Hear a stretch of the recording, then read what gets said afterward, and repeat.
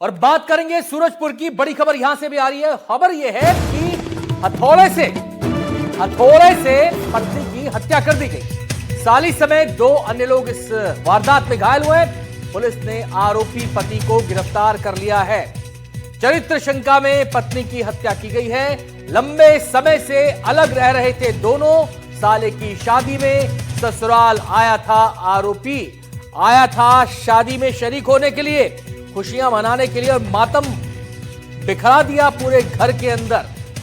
चरित्र पर शक था पत्नी की, और उसी को लेकर दिमाग में ऐसा जुनून सवार हुआ, ऐसा फितूर सवार हुआ कि पति ने हथौड़े से पत्नी पर वार कर दिया, उसकी हत्या कर दी, और इस दौरान उसकी साली भी घायल हो गई। अब सवाल यह है कि आखिर इस शक की वजह क्या थी।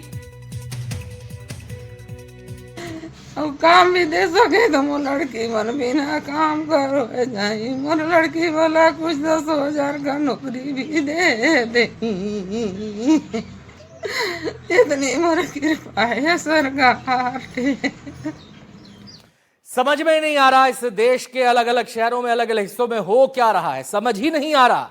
कहीं पत्नी पति को मार दे रही है, कहीं पति पत्नी को मार दे रहा है, कहीं प्रेमी प्रेमिका को मार दे रहा है, कहीं प्रेमिका प्रेमी को मार दे रही है। समझ में नहीं आ रहा। बहरहाल इस मामले की बात कर लेते हैं। इमाम हसन हमारे संवाददाता हमारे साथ जुड़ गए सूरजपुर से और जानकारी देने के लिए। इमाम, ब्यौरा दीजिए।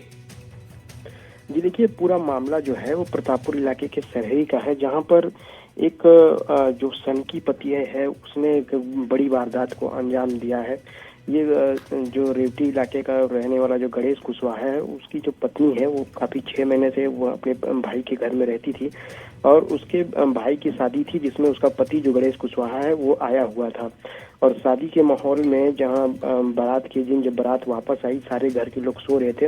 उस दौरान उसने अपनी पत्नी से संबंध बनाने की बात कही थी, लेकिन जब वो उसकी पत्नी ने घर में सारे लोगों के होते हुए इस बात से इनकार कर दिया, तो पहले से ही चूंकि खुन्नस था उसका कि पत्नी उसकी 6 महीने से वहां पर रहती थी, इसी बात से गुस्सा होकर उसने जो वो हथौड़े से अपनी पत्नी को पहले तो वार किया, जिससे उसकी पत्नी की मौके पर मौत हो गई। वहीं पास में सो रही जो उसकी साली थी, क्योंकि उसकी जो साली, उसका कहना था कि उसकी साली जो थी वो उसकी पत्नी का साथ देती थी, उसने उसकी साली को भी हथौड़े से मार दिया। और जब एक दूसरी लड़की ने इस बात को देखा और रोकने लगी तो उसको भी उसने मार दिया। हालांकि इस दौरान पत्नी के मौके पर मौत हो गई, और दोनों लोग जो थे एक जो रायपुर में इलाज जारी है, एक अंबिकापुर में इलाज जारी है। हालांकि पुलिस ने पूरे इस मामले में जो फरार आरोपी चल रहा था, जिसको रामानुजगंज से गिरफ्तार कर लिया है। फिलहाल जो पुलिस है आरोपी को जेल भेज दी है और पूरे मामले की जांच कर रही है। शुक्रिया आपका इस पूरी जानकारी के लिए।